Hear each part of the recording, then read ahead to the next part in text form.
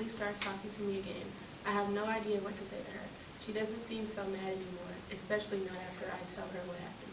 So there's no way you'll be at my party, she says. No way, I say. Even with the recital off, my dad will never let me. It'll be lame without you there. You don't get it, Kristen. My dad is seriously mad, more than ever. I'm staring at my bologna sandwich, but I'm not the slightest bit hungry. I pick at the sides and drop peeled pieces of lunch meat on my tray. You really deleted all those voicemails? I thought Dr. Pullman would eventually give up. Kristen grabs my hand and squeezes. You can't be grounded forever. I squeeze back. I know, but it feels like I will be right now. Another group of girls from the table at the other end of the lunchroom call out Kristen's name. She looks in their direction and then back at me. We both know those girls will be at Kristen's party, and they don't much care whether or not I'm there as well. Seriously, Kristen whispers, it's going to suck if you're not there.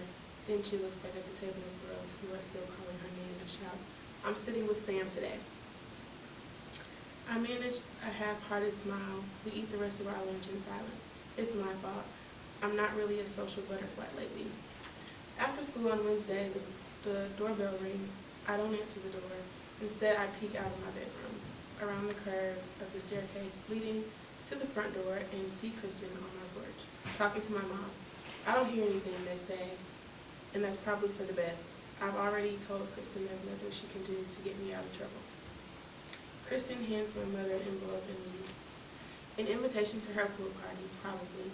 I watch my mom as she runs her hands along the edges, maybe thinking about what she should do. A part of me hopes she feels terrible. Another part feels terrible for wanting that. I guess I don't really know what I want right now. Later on, I hear my parents arguing. Their voices get louder and louder until I finally hear my dad shout, I don't care how many other girls will be at the pool party. Sam's not going. Well then, I suppose that's that. I get another visitor later in the day, closer to dinner time. My dad answers the door this time. It's Scott, meek little Scott, who I've never seen outside of school until now. I want to run downstairs and thank him for the brand new sticks, but the timing couldn't be worse. My dad gives him the ugliest look I've ever seen, and I want to crawl out of my skin. And I think about how terrible it is for Scott to meet my dad like this. Scott takes out his small wallet and pulls out a few bills. What's this, my dad asks. My allowance, he says. I was hoping it would help pay for the cost of the lawnmower. The money isn't even close to enough, but he's offering anyway. We're not a charity, my dad says, and slams the door in his face. I run back into my room, dig my face into my pillow, and pray that no one else tries to help me. There's nothing anyone can do. I rise from my bed and look at my desk set. I haven't touched it since I got busted. That was only 4 days ago, and there's already a thin layer of dust on Calvin's face. The tribunes are already starting to show discoloration. I grab my Calvin and Hobbes snare drum first.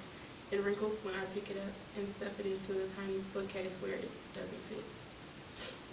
Then I take each of my encyclopedia tomes and stack them in the corner. I don't feel like asking my mom where they should go at the moment. I'm too upset to let the heavy dictionary bass drum, so I shove it across the room with my foot until it's beside the encyclopedias. Last, I take the tribunes and smash them up as small as I can and take them downstairs to the recycling bin. I don't know why, but tossing away the newspapers, the cheapest piece of all, hurts the most. But it has to be done. I can't bear to stare at my writing desk set anymore.